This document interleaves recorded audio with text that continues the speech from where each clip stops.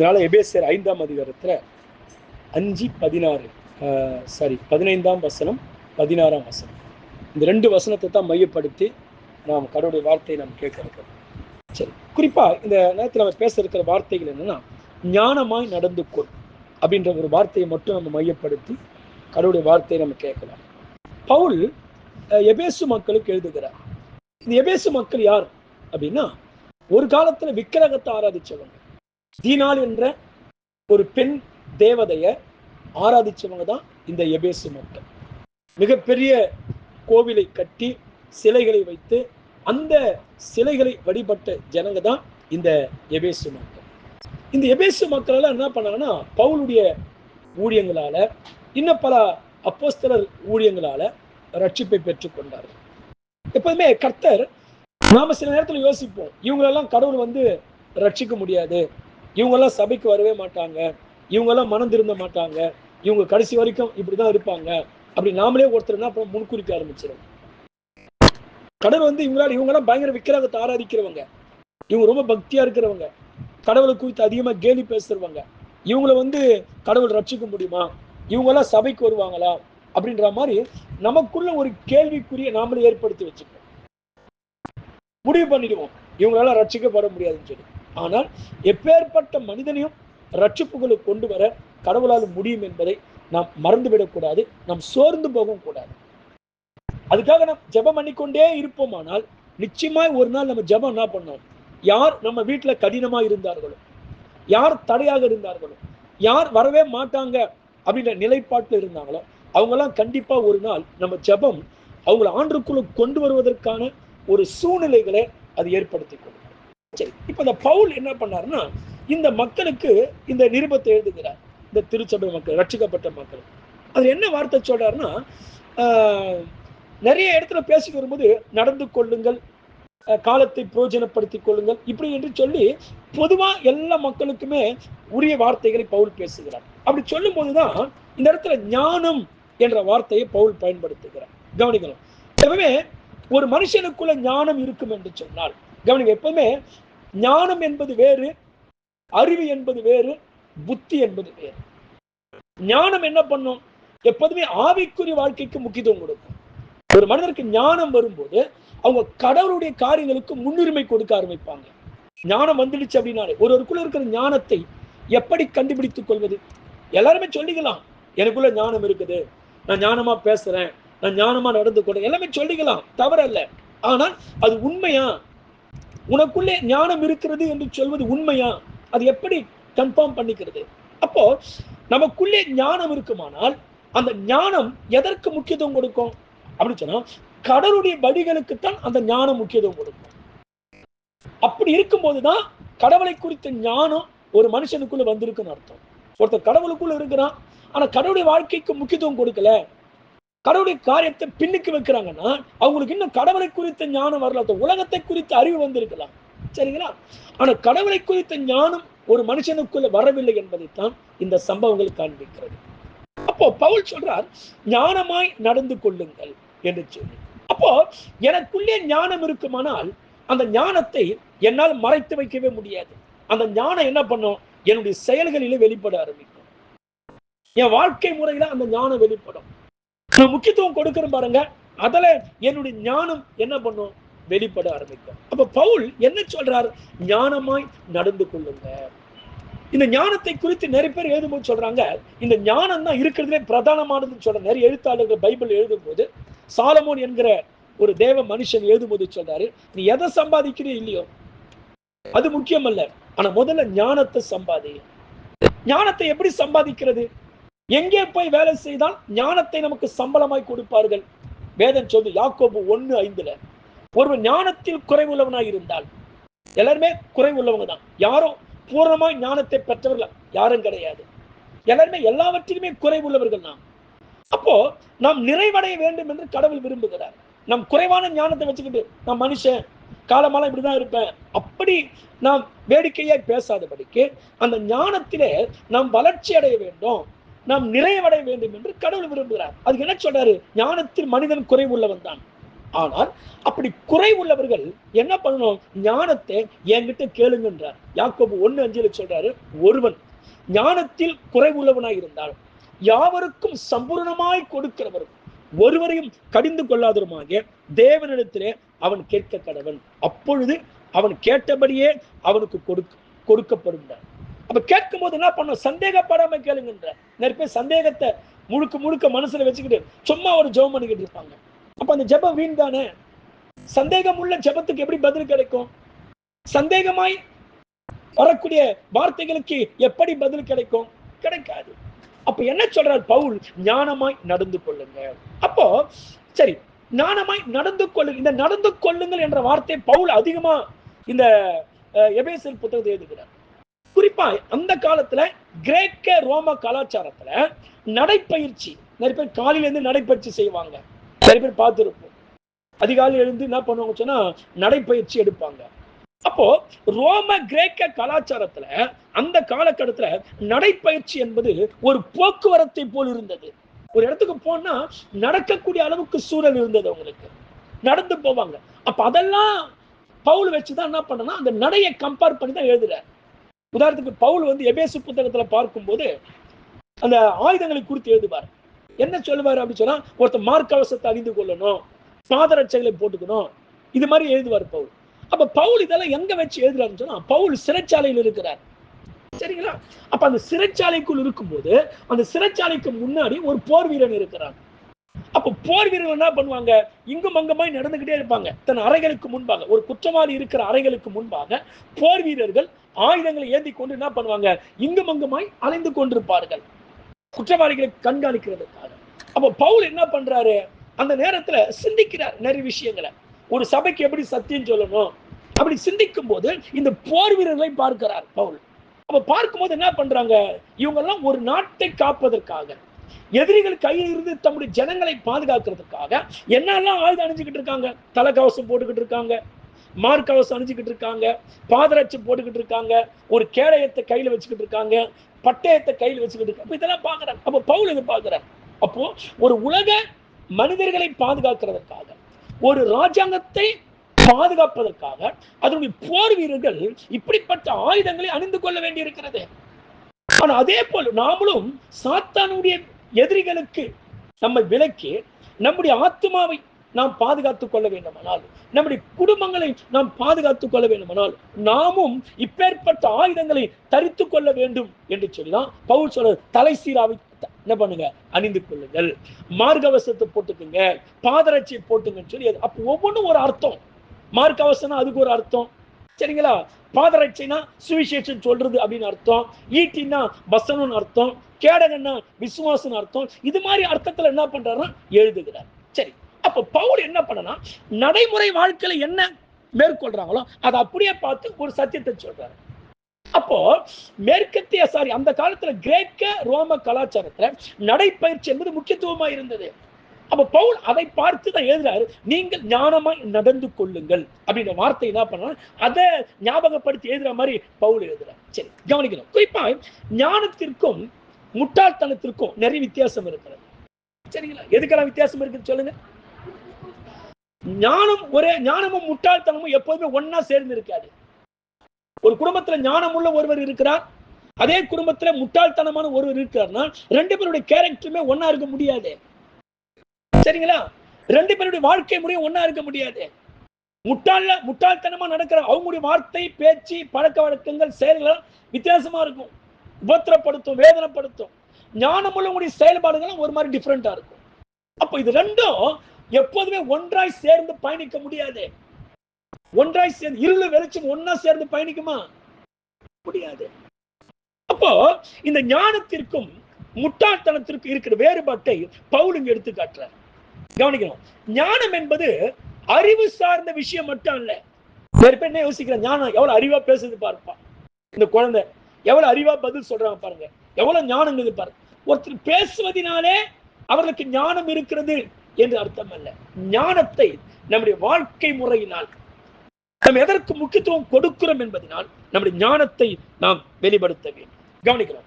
நம்முடைய ஞானத்தை அன்றாட வாழ்க்கை முறையில நாம் அதை ஞானத்தை பயன்படுத்த வேண்டும். நம்ம அன்றாட வாழ்ந்து கொண்டிருக்கிறோம். காலையில் எழுந்தது முதல் கொண்டு இரவு படுக்கைக்கு போற வரைக்கும் நிறைய விஷயங்களை நம்ம பேசுறோம், பழகுறோம், எல்லாம் செய்யறோம். ஆனால் நம்முடைய ஞானத்தை அன்றாடம் நாம் செய்கிற வாழ்க்கை முறையில அந்த ஞானத்தை நாம் காட்டக்கூடியவர்களாக இருக்கிறோம். சரி, இப்ப பவுல் சொல்றார் ஞானத்தை குறித்து 15ஆம் வசனத்துல பேசிட்டு 16வது வசனத்துல கீழே சொல்றாரு, நாட்கள் பொல்லாதவையில் ஆனபடினால் காலத்தை பிரயோஜனப்படுத்திக் கொள்ளுங்க.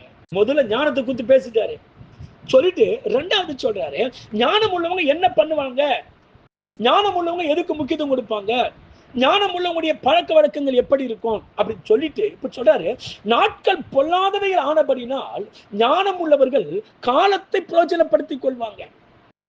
நேரத்தை என்ன பண்ணுவாங்க, நேரத்தை சரியாய் பயன்படுத்திக் கொள்வார்கள். அப்போ ஞானம் உள்ளவர்கள் என்ன பண்ணுவாங்க அப்படின்னு சொன்னா, தனக்கு கிடைக்கிற ஒவ்வொரு நேரங்களையும் அவங்க சரியாக பலனுள்ளதாக அதை மாற்றிக் கொள்வார்கள். ஞானம் உள்ளவர்கள் கவனிக்க, கர்த்தர் நமக்கு கொடுத்த நேரம் என்பது ஒரு மிகப்பெரிய பரிசு.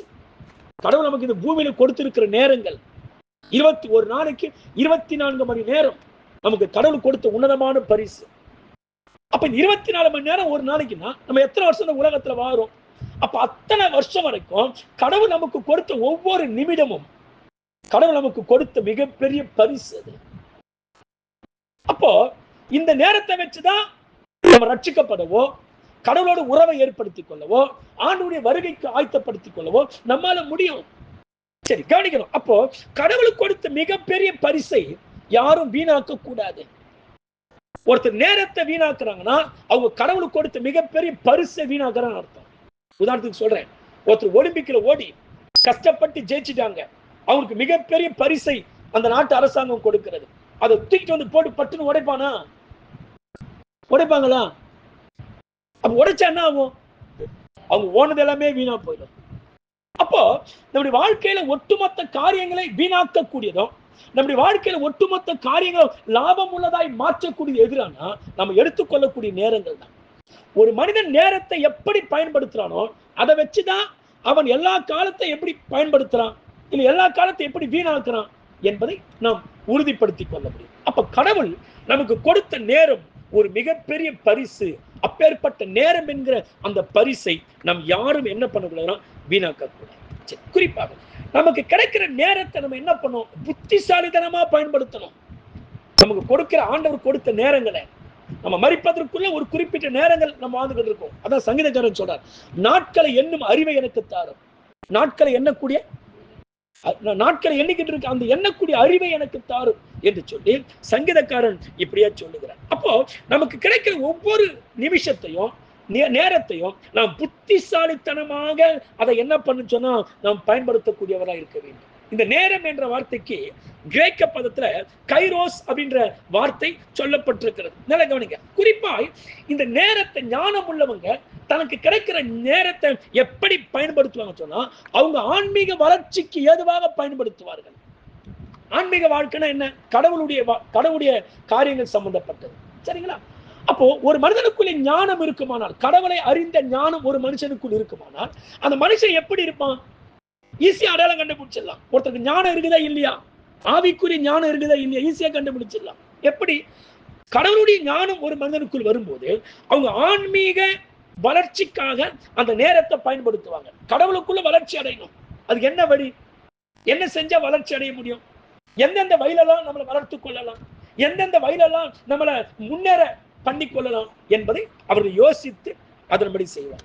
அப்போ ஆன்மீக வளர்ச்சிக்கு, ஆன்மீக வாழ்க்கையில பக்தி அடைவதற்கு ஒருத்தர் தன் நேரத்தை சரியா பயன்படுத்தலைன்னா அவங்களுக்குள்ள அந்த ஞானம் இன்னும் வரலன்னு தான் அர்த்தம்.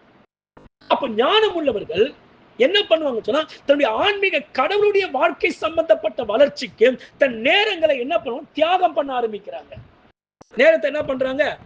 சரி, குறிப்பாய் கடவுளுக்கும் மற்றவர்களுக்கும் சேவை செய்வதற்காக நம்முடைய நேரத்தை நம்ம சரியாக பயன்படுத்த வேண்டும். இந்த ஞானம் உள்ளவங்க ஒருத்தர் என்ன பண்ணுவாங்கன்னா, கடவுளுக்கும் நேரத்தை செலவு பண்ணுவாங்க.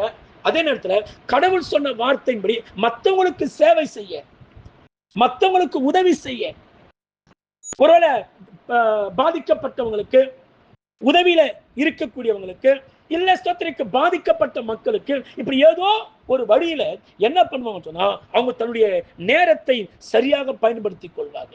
அதான் பைபிள் சொல்லி நன்மை செய்வதில் சோர்ந்து போகாமல் இருங்க. அப்படி சோர்ந்து போகாமல் இருந்தால் ஏற்ற காலத்துல என்ன பண்ணுவீங்க?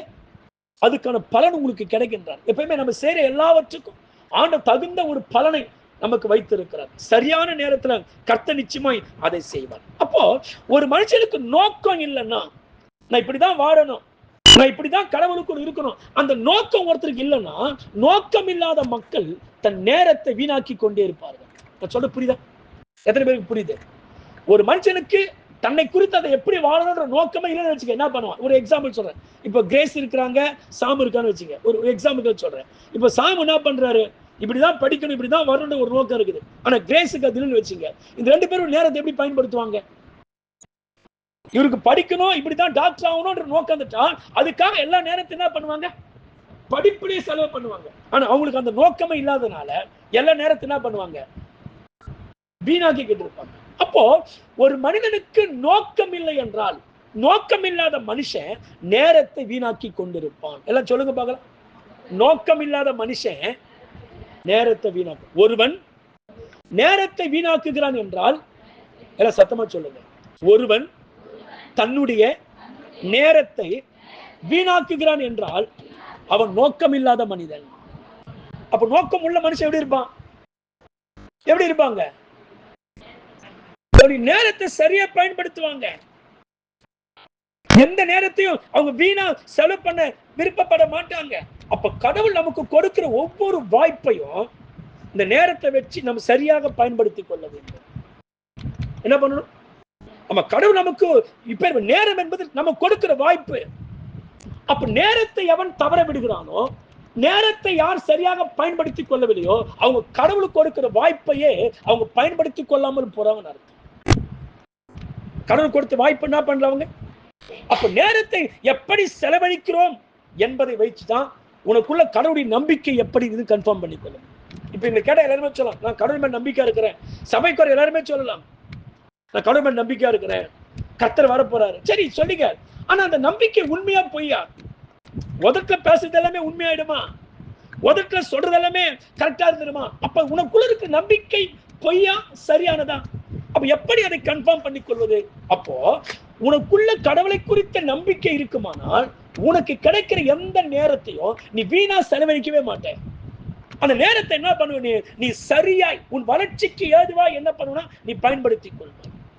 சும்மாதான் சொன்ன, பிச்சு கொடுங்க. சரியா? கவனிக்கணும். அப்ப என்ன சொல்றேன்? கர்த்தருடைய பிள்ளைங்க தனக்கு கிடைக்கிற நேரத்தை நம்ம எப்படி செலவழிக்கிறோம் என்பதை பொறுத்து தான் உனக்குள்ள இருக்கிற நம்பிக்கை ஒருத்தர் உறுதிப்படுத்திக் கொள்ள முடியும். இப்ப எல்லாருக்கும் நம்பிக்கை இருக்குது, அப்படிதானே? ஆனா நம்பிக்கை உண்மையா பொய்யா? அது எப்படி கன்ஃபார்ம் பண்ணிக்கிறது? நீ எப்படி நேரத்தை செலவழிக்கிற? கடவுளுக்கு நேரத்தை செலவழிக்கிறியா? கடவுளுடைய காரியங்களை நேரத்தை செலவழிக்கிறியா? இல்ல அதெல்லாம் விட்டுட்டு முழுக்க முழுக்க உலக வாழ்க்கையிலே பிரயோஜனம் இல்லாமல் செலவழிக்கிறியா? அப்போ கடவுள் மீது நம்பிக்கை உள்ளவன் தன் நேரத்தை அவன் சரியாய் என்ன பண்றானோ செலவழித்துக் கொண்டிருக்கான். அப்போ உன் நேரத்தில் எப்படி பிரதிபலிக்கிறியோ அதை வச்சுதான் உன் நம்பிக்கை எப்படி இருக்குது, எதை நோக்கி உன் நம்பிக்கை இருக்கிறது என்பதை நாம் விளங்கிக் கொள்ள வேண்டும். அடுத்தது, கர்த்தருடைய சித்தம் இதுதான் என்பதை நாம் அறிந்தவர்களாய் ஸ்தோத்திரிக்கு இருக்க வேண்டும். கவனிங்க, பைபிள் அதே பவுல் கீழே சொல்றாரு, கர்த்தருடைய சித்தம் இதுதான் என்று ஒரு மனுஷனுக்கு தெரிய வந்துச்சு வச்சுங்க, அவன் என்ன பண்ணுவான்? தன் நேரத்தை வீணாக்கவே மாட்டான். நிறைய பேருக்கு கர்த்தருடைய சித்தம் எதுன்ற தெரிதல் இல்லாதபடியால் தான் அவங்க தனக்கு கிடைக்கிற எல்லா நேரத்தையும், அதாவது கடவுளுக்கு நேரத்தை செலவழிக்க முடியும், ஆனா நேரத்தை செலவழிக்கல. கடவுளுக்காக பல மணி நேரங்களை ஆண்டவர் சமூகத்துல காத்திருக்க முடியும், ஆனா செலவழிக்க முடியல. என்ன காரணம்? இன்னும் அவங்க கர்த்தருடைய விருப்பம் என்ன என்பதை அவங்க தெரிஞ்சுக்கல. அப்போ கர்த்தருடைய சித்தம் இன்னது என்பதை அறிந்தவர்களை எப்படி கண்டுபிடிக்க முடியும்? கர்த்தருடைய சித்தத்தை அறிகிற அறிவு ஒருத்தனுக்குள்ள வந்துச்சுன்னா அது எப்படி கண்டுபிடிக்கிறது? அவங்க நேரத்தை என்ன பண்ண மாட்டாங்க? வீணடிக்க மாட்டாங்க. கட்டுக்கதைகளை பேசி, ஊர்கதைகளை பேசி, தேவையில்லாத காரியங்களுக்கு நேரத்தை செலவழிச்சு, தேவையில்லாத அலுவலில் போய் சிக்கிக்கிட்டு, மதினமான கேள்விகள் பேசுற சீர்கேடான வார்த்தைகளுக்கெல்லாம் தன்னை ஆளாக்கிக்கிட்டு நேரத்தை வீணடிக்கவே மாட்டாங்க. அப்படி ஒருத்தர் வீணடிக்கிறான். தனக்கு கிடைக்கிற எல்லா நேரத்தையும், ஜெபம் பண்ண நேரம் இல்லை, பைபிள் படிக்க நேரம் இல்லை, எதனையுமே பங்கெடுக்க நேரம் இல்லை, எல்லாத்தையுமே அவன் வீணடிக்கிறானா அவனுக்கு இன்னும் கர்த்தருடைய சித்தத்தை குறித்த அறிவே வரலன்னு அர்த்தம். அதான் பவுல் சொல்ல, கர்த்தருடைய சித்தத்தை அறிகிற அறிவுல சபையானது வளரணும். சபை எதுல வளரணுமா?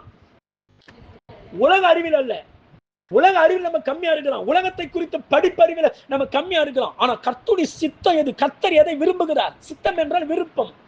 கர்த்தர் எதை விரும்புகிறார், எதை விரும்பவில்லை, எதை நம்மிடத்தில் எதிர்நோக்குகிறார், எதை எதிர்நோக்கவில்லை, இப்படி கர்த்தருடைய சித்தத்தை அறிகிற அறிவு ஒரு மனுஷனுக்கு வந்து விடுமே ஆனால் அந்த மனிதனை எளிதாய் அடையாளம் கண்டுபிடித்து விடலாம். அவன் தன் நேரத்தை வீணடிக்கவே மாட்டான். தனக்கு கிடைக்கிற நேரங்கள் எல்லாம் அவன் கர்த்தருடைய காரியங்களுக்கு அவன் செலவிடுவான். அப்ப கர்த்தருக்கு ஒரு மனுஷன் நேரத்தை செலவழிக்காம தன் நேரத்தை எல்லாம் வீணாக்குறான்னா என்ன அர்த்தம்?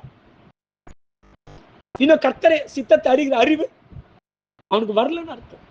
அப்ப கர்த்தருடைய சித்தத்தை அறியாதவனை சபையில ஈஸியா அடையாளம் கண்டுபிடிக்கலாம், நம்ம குடும்பத்துல ஈஸியா அடையாளம் கண்டுபிடிச்சிடலாம், நம்ம விசுவாசிகளை ஈஸியா அடையாளம் கண்டுபிடிச்சிடலாம். என்ன காரணம்? அவங்க நேரத்தை கொடுக்கவே மாட்டாங்க. கடவுளுக்கு ஊழியத்துக்கு வர நேரத்தை கொடுக்க மாட்டாங்க, ஜெபம் பண்ண நேரத்தை கொடுக்க மாட்டாங்க, பைபிள் ஸ்டடிக்கு நேரத்தை கொடுக்க மாட்டாங்க, ஒரு உபவாச ஜெபத்துக்கு நேரத்தை கொடுக்க மாட்டாங்க, கர்த்தருடைய எந்த சம்பந்தப்பட்ட காரியங்களுக்கும் நேரத்தை கொடுக்க மாட்டாங்க.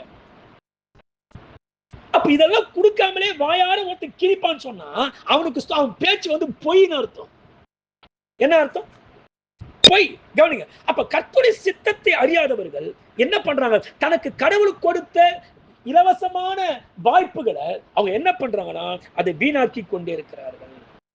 அப்படிப்பட்டவங்க என்ன பண்ணுவாங்க? முட்டாள்தனமான காரியங்களை செய்து தன் நேரத்தை வீணாக்குவாங்க.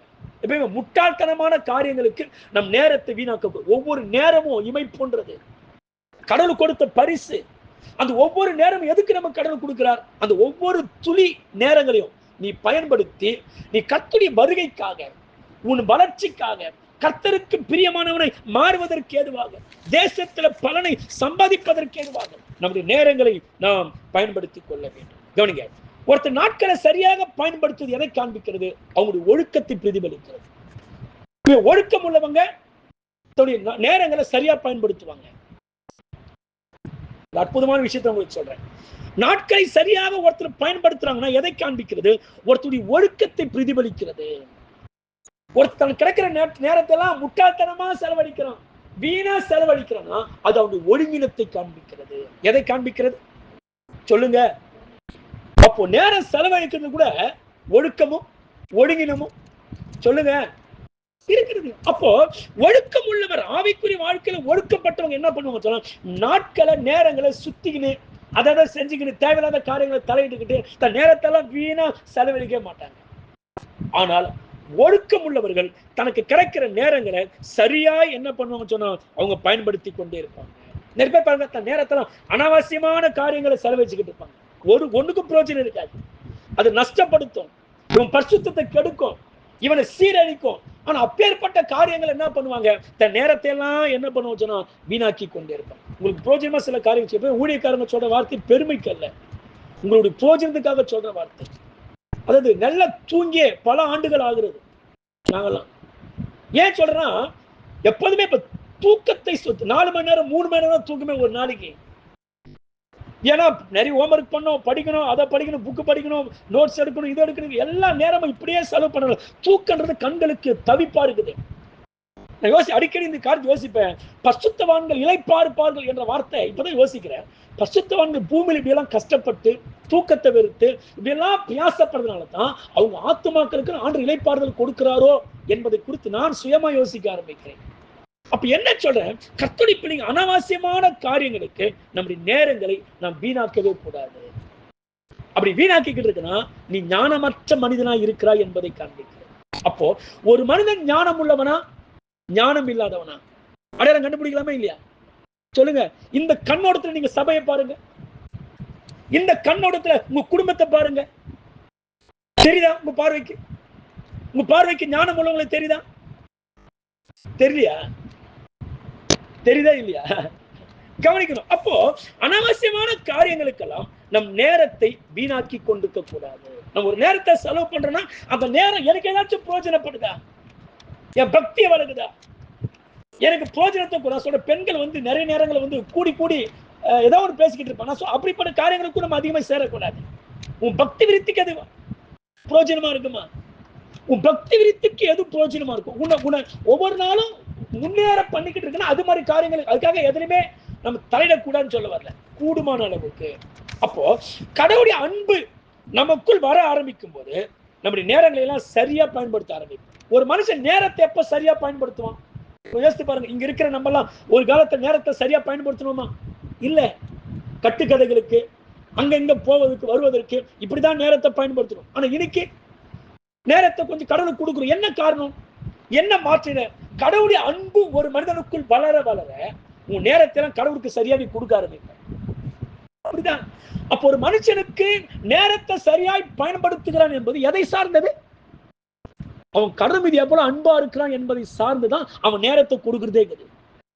அப்ப நிறைய பேர் கடவுளுக்கு நேரத்தை கொடுக்க முடியலன்னா என்ன இல்லைன்னு அர்த்தம் அவங்களுக்குள்ள. கடவுளுக்கு கொடுத்த அன்பு அவங்களுக்குள்ள இல்ல. நேரத்தை கொடுக்கிற அளவுக்கு அன்பு இல்ல அவங்களுக்குள்ள. நேரத்தை கொடுத்து ஜெபிக்கிற அளவுக்கு, நேரத்தை கொடுத்து படிக்கிற அளவுக்கு, நேரத்தை கொடுத்து ஒரு காரியத்தை செய்யற அளவுக்கு இன்னும் அந்த அன்பு வரவில்லை. அப்ப கடவுளுடைய அன்பு நம்மிலே வளர ஆரம்பிக்கும் போது நம்முடைய நேரங்களை நம்ம சரியா பயன்படுத்திக்கணும், வீணாக்கவே கூடாதுன்ற அந்த எண்ணம் நமக்குள் வர ஆரம்பிக்கும். என்ன நமக்குள்ள என்ன பண்ணும்? வர ஆரம்பிக்கும். இன்னொரு காரணத்தை சொல்லி நான் முடிக்கிறேன், கவனிங்க. ஒரு நாட்களை சரியாய் பயன்படுத்துகிறார் என்று சொன்னால் அவங்க வருகைக்கு தன்னை ஆயத்தப்படுத்துகிறாங்கன்னு அர்த்தம். ரொம்ப ஆழமான சத்தியம், நல்லா கவனிங்க. ஒருத்தர் நேரத்தெல்லாம் வீணாக்குறாங்கன்னா அவனுக்கு வருகை குறித்த நம்பிக்கையே இல்லை, அவன் இன்னும் ஆயத்தமாகாமல் இருக்கிறான்னு அர்த்தம். 10 கன்னிகைகள் மணவாளனுக்கு எதிர்கொண்டு போனாங்க. ஆனா எத்தனை பேர் தான் ஆயத்தமா இருந்தாங்க? மற்ற 5 பேர் நேரத்தை வீணாக்குறாங்க. அப்ப என்ன?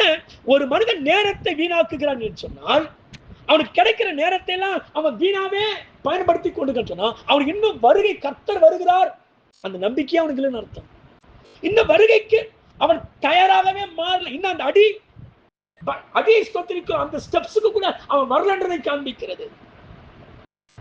அப்போ நேரம் என்பது எவ்வளவு முக்கியமானது யோசித்து பாருங்களேன்.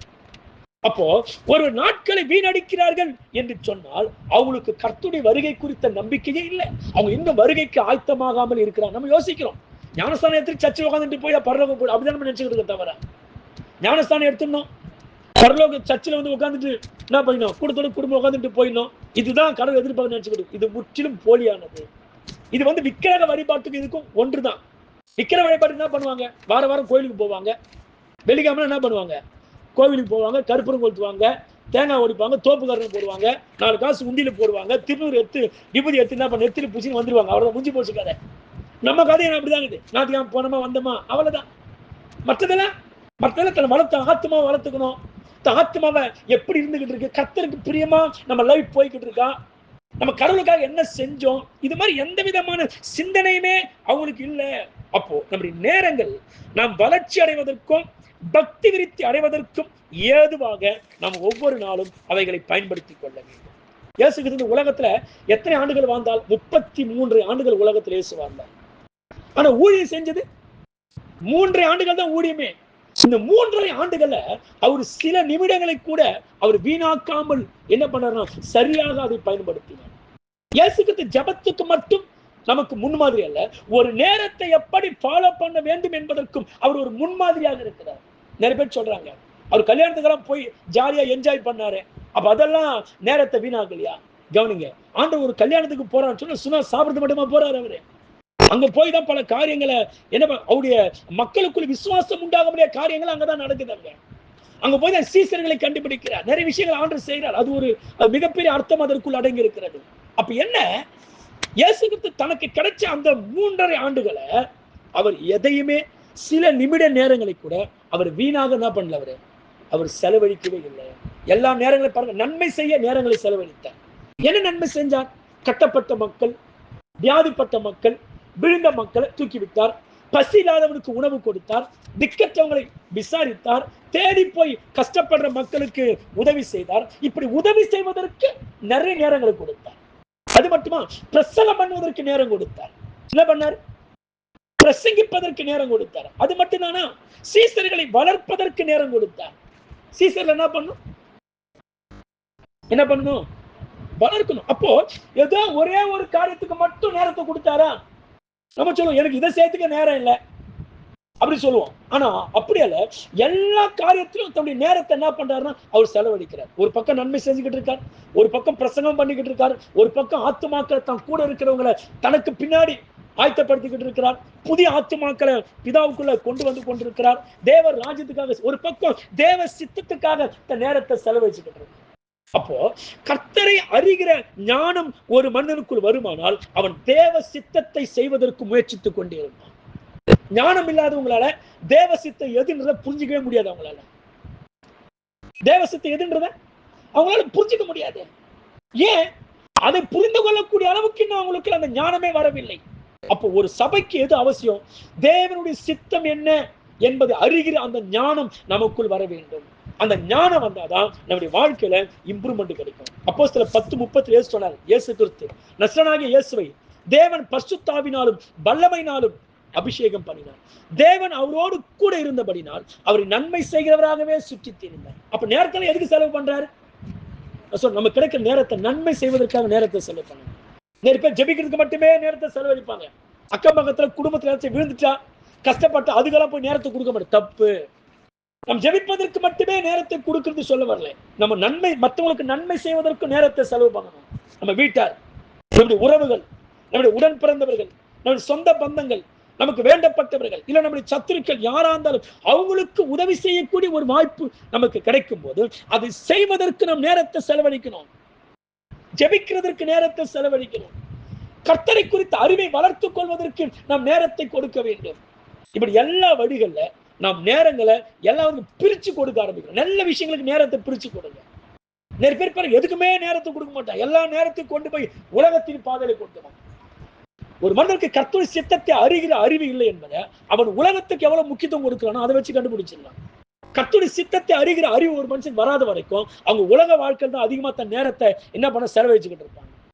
ஆனாதான் பவுல் சொல்றாரு, நாட்கள் பொல்லாதவைகளானபடினால் ரொம்ப கொடிய காலகட்டத்துல நாம் கடந்து போய் கொண்டிருக்கிறதுனால ஒவ்வொரு நேரத்தையும் முன் வளர்ச்சிக்கு ஏதுவாக.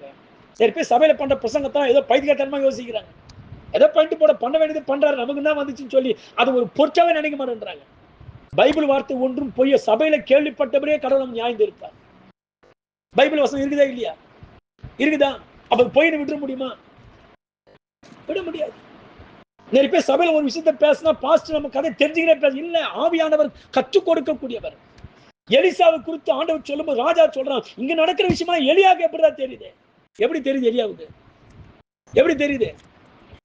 ஆவியான. அப்ப சபையில ஊழியக்காரங்க ஒரு விஷயத்த பேசுறாங்கன்னா யாரோ சொல்லி கொடுத்து பேசுறான்னு நினைக்கூட தப்பு, முட்டாள்தானே அது. அப்படியே சொல்லி கொடுத்து பேச தப்பு இல்லை. பவுல் எப்படி சொல்றாரு பிரசங்கத்தை? கொரிந்துக்கு நிருபம் எப்படி எழுதுறாரு? குலேவையார் என்கிற வீட்டாருடைய மூலமா கேள்விப்படுறார் சபையில என்ன பிரச்சனை சொல்லி. அப்ப அந்த சபையை சீர்படுத்துவதற்காக அவர் சொன்ன வார்த்தையை கேட்டுக்கிட்டு அதுக்கேற்ற அப்ப அதெல்லாம் தப்பு இருக்குது. அப்ப சபையில சில தவறுகள் ஊழியக்காரங்க தெரிய வரும்போது யாராவது சொல்றாங்க இருக்கட்டும், அதை சொல்லும் போது சொல்லிட்டு இப்படி கேட்டுக்கிட்டு பேச அப்படி சொல்லலாம் தப்பு கிடையாது. ஏன்னா அது நன்மைக்காக தான் சொல்றாங்க. ஆனா அதே வேளையில அப்படி பேசுறாங்கன்னா எல்லாமே ஒருத்தர் சொல்லிதான் பேசணும்னு அர்த்தம் கிடையாது. ஆவியானவர் ஒரு சபைக்கு என்ன வேண்டும் என்பதை ஊழியக்காரர் அந்த நேரத்துக்கு ஏற்ற மாதிரி ஆயத்தப்படுத்துவார். உனக்கு என்ன சத்தியம் வேணும் இன்னைக்கு? அந்த சத்தியத்தை ஆவியா அதுக்கேற்ற மாதிரி உனக்கு ஆகாரத்தை கொடுப்பாரு. யார் கற்றுக் கொடுப்பது? ஊழியக்காரன் ஒஞ்சிருந்தா பாக்குறாங்க, இல்ல உங்க பின்னாடியே சுத்தி எடுக்கிறாங்களா? இல்ல, ஆவியா நமக்கு உணர்த்துவார். ஊழியக்காரர்கள் அந்த ரங்கத்தில் இருக்கிற விஷயங்களை கூட ஆவியான சத்தியத்தின் வழியாக உணர்த்துவார். வசனத்தின் வழியாக கற்றுக் கொடுப்பார். அப்ப எடுக்கிற ஒவ்வொரு வசனமும் சபைக்கு வேண்டியதா இருக்கும். ஆவியான அப்படி நடத்துவார். அதனால கர்த்தருடைய பிள்ளைங்க, நாட்கள் கொடிய காலத்துக்குள் நாம் போய் கொண்டிருக்கிறதுனால நமக்கு கிடைக்கிற ஒவ்வொரு நேரத்தையும் நாம் சரியாக பயன்படுத்திக் கொள்ள வேண்டும். நீ நேரத்தை பயன்படுத்துவதை வச்சுதான் உன்னுடைய ஞானம் எப்படி இருக்கிறது, உனக்குள்ள இருக்கிற ஞானம் உலகத்திற்குரியதா கடவுளுக்குரியதா என்பது தெரிந்து கொள்ளணும். அதனால தயவு கூர்ந்து நேரத்தை இப்போது நீங்கள் கொடுத்த நேரத்தை விட இனி வருகிற நாட்களை அதிகமாக கடவுளுக்கு நேரத்தை செலவழிங்க. வேலைக்கு போறீங்க, சம்பாதிக்கிறீங்க, செய்றீங்க, ஓகே. ஆனா மற்ற நேரங்கள்ல ஜப வாழ்க்கையில, வேத வாசிப்புல, ஸ்தோத்திரிக்கிறோம், ஊழிய காரியங்கள், ஆத்மாவை சம்பாதிக்கிறதுல, இப்படி பல குடும்பத்தை ரட்சிப்புல வளர்த்து குடும்பத்தை தரமா கொண்டு வருதுல அதெல்லாம் உங்க நேரத்தை செலவு பண்ணுங்க. அதுல உங்க நேரத்தை என்ன பண்ணுங்க? ஸ்தோத்திரிக்கிறோம், பிரயோஜனப்படுத்தும். அதுல கண்களை மூடலாமா? நாம் ஜெபிக்கலாம். செய்தியுடைய தலைப்பு என்ன?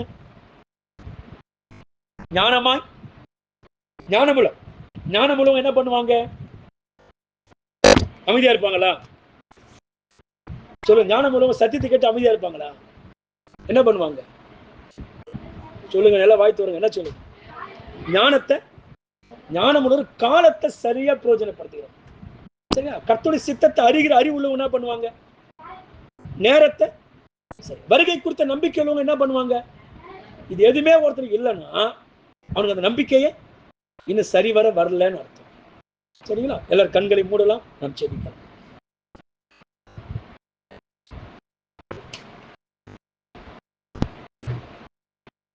ஸ்தோத்திரம் ஆண்டவரே, நாளை கேட்ட வார்த்தை ஞானமாய் நடந்து கொள். எபேசு சபைக்கு பவுல் கொடுக்கிற ஒரு மிகப்பெரிய சத்தியம் இது. அதை சொல்லிட்டு சொல்ற நாட்கள் கொடிதா இருக்கிறது.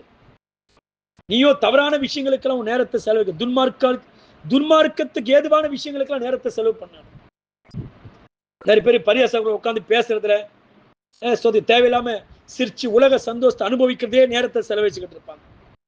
பவுல் சொல்ற நாட்கள் பொல்லாதவைகள், உபத்திரவங்களுக்கு மத்தியில சபைக்கு போய் கொண்டிருக்கிறது. ஆனா இதற்கு மத்தியில நேரத்தை நீ சரியாய் பயன்படுத்து. நேரம் என்பது கடவுள் கொடுத்த ஒரு மிகப்பெரிய பரிசு. இன்றைக்கு உனக்கு கிடைக்கிற நேரத்தெல்லாம் வீணாகிட்டேன்னா நாளைக்கு ஒரு நாள் அந்த நேரம் உனக்கு கிடைக்காது. 5 கன்னிகைகள் பூமியில் இருக்கும்போது நேரத்தை வீணாகிட்டாங்க. ஆனா மணவாளன் வரும்போது நேரத்தை கேட்கிறாங்க. அவங்களுக்கு அந்த தருணமே கொடுக்கப்படவில்லை. ஐஸ்வர்யவான் நரகத்துல போய் கஷ்டப்பட்டு அப்ப கேட்கிறான், ஒரு நிமிஷம் என்னை அனுப்பி வை, இல்லையா என் கூட பிறந்தவங்களை ரட்சிப்புல கொண்டு வர யூதாசி ஆகில அனுப்பி வை.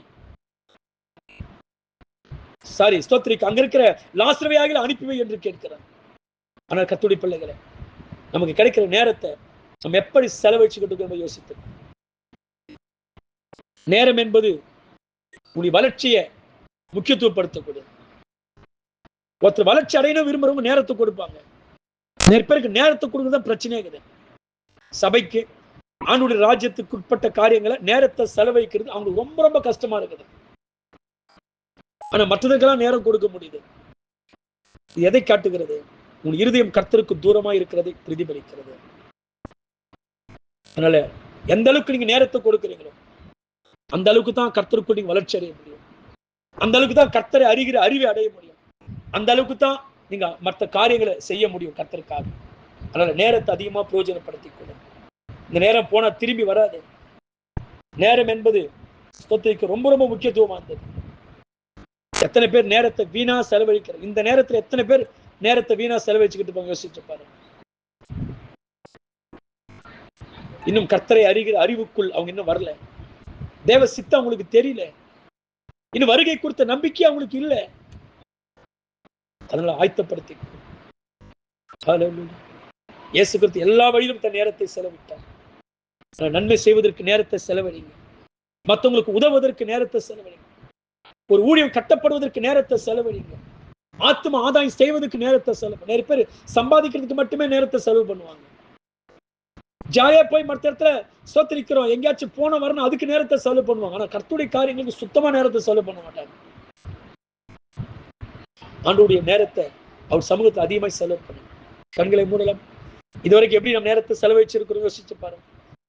இனி வருகிற நாள்ல இன்னும் நாட்கள் சமீபமா இருக்கிறதுனால, கொடிய காலமா இருக்கிறதுனால உனக்கு கிடைக்கிற நேரமெல்லாம் சரியாய் பயன்படுத்தி வீணடிக்காது.